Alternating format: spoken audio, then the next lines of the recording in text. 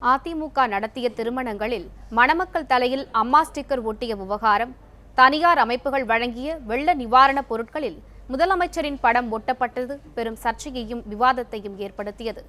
தலைவர்கள் தங்களை முன்னிலைப்படுத்திக் கொள்ளும் போக்கு இன்றைக்கு தொடங்கியதா? அரசியல் தலைவர்களும் ஆட்சியாளர்களும் தங்கள் பெயரை, தங்கள் படத்தை முன்னிலைப்படுத்தும் போக்கை இளைய சமுதாயம் எப்படி பார்க்கிறது என்பதை இனி காண்போம். அம்மா உணவகம், மருந்தகம், உப்பு, தண்ணீர் என அதிமுக ஆட்சியில் அம்மா திட்டங்களை அடுக்கிக் கொண்டே போகலாம். அதேபோல் கடந்த திமுக ஆட்சியில் கலைஞர் காப்பீட்டு திட்டம், கலைஞர் வீடு வழங்கும் திட்டம், கலைஞர் வண்ண தொலைக்காட்சி என அப்போதைய முதலமைச்சர் கருணாநிதியின் புனைப்பெயரிலும் திட்டங்கள் தாராளம். ஆனால் ஆட்சியில் இருக்கும் தலைவர்கள் தங்களை முன்னிலைப்படுத்திக் கொள்ளும் போக்கு இன்றைக்கு தொடங்கியது இல்லை என்றாலும், மக்களுக்காக திட்டங்களை நிறைவேற்றும் அரசு அத்திட்டத்திற்கு பொதுவான பெயர் சூட்ட வேண்டும் என்று இளைய சமுதாயத்தினர் கருத்து தெரிவித்தனர். ஃபோட்டோவோ இல்லை அது மாதிரி போடுறது கண்டிப்பாக நாங்கள் எங்கர் ஜெனரேஷன் சொல்கிறவங்க யாரும் சப்போர்ட்டும் பண்ண மாட்டோம். ஏன்னா அது என்ன சொல்கிறது, அடுத்த டைம் என்னமோ அவங்களுக்கு தான் நாங்கள் ஓட்டு போடணும் அப்படின்னு கேட்குற மாதிரி இருக்குது. ஒரு விழிப்புணர்வு இல்லாமல் இருக்காங்க.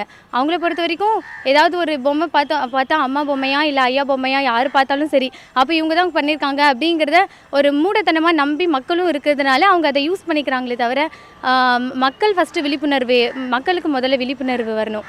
அவங்க ஆட்சி நமக்கு என்ன பண்ணியிருக்காங்க அப்படிங்கிறத அவங்க உணர்ந்து இனிமே வர போகிறதுல அப்படியே ஓட்டளிச்சாதான் நம்ம நாடு நல்லாயிருக்கும். பொதுவாக தொண்டர்கள் அந்த மாதிரி நினைக்கிறதில்ல. அமைச்சர்கள் நாங்கள் ஆட்சியில் இருக்கணும், நம்முடைய ஆட்சி கவிழ்ந்துடக்கூடாது, நம்ம தான் அதிகம் விசுவாசம் அப்படின்னு காட்டிக்கணும், அவங்களுடைய சுயநலத்துக்காக தான் இது போன்ற விஷயங்களை அளவுக்கு அதிகமாக செய்கிறாங்க. இது தலைவர்கள் உணர்றாங்களா இல்லையான்றதே தெரியறதில்ல.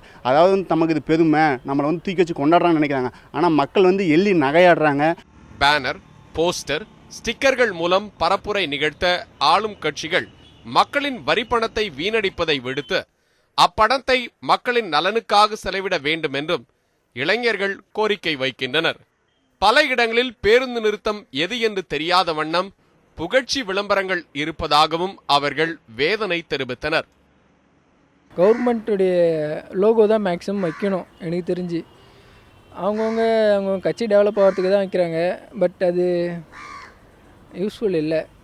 அதுவும் இல்லாமல் ஃபார் எக்ஸாம்பிள் நம்ம இப்போ பஸ் ஸ்டாப்பில் பார்த்தோன்னா கூட ஒரு இடத்துலையும் பெருசாக அவங்கவுங்க கட்சி தலைவர் ஃபோட்டோ தான் இருக்குது. பஸ் ஸ்டாப்போடைய பேர் கூட சின்னதாக இருக்குது.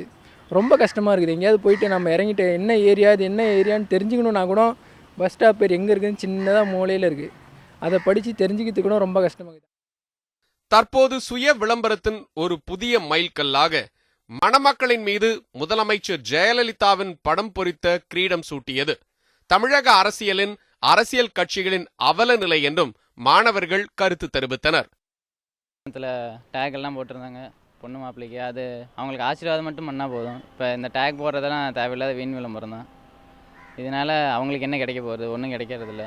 அதுக்கு அவங்க இந்த ஓட்டிங் வரப்போ பிரச்சாரம் பண்ணால் கூட ஏதோ கிடைக்கும். இந்த வீண் விளம்பரம் தேவையில்லை. தமிழக அரசு கொண்டு வரும் திட்டங்களில் அரசின் லட்சணையை மட்டுமே பயன்படுத்த வேண்டும் என்றும், சுயலாபத்திற்கு அரசின் திட்டங்களை ஆளும் கட்சி பயன்படுத்திக் கொள்ளக்கூடாது என்றும் இளைய சமுதாயத்தினர் கூறுகின்றனர். Darwin, news 7 Tamil, Chennai.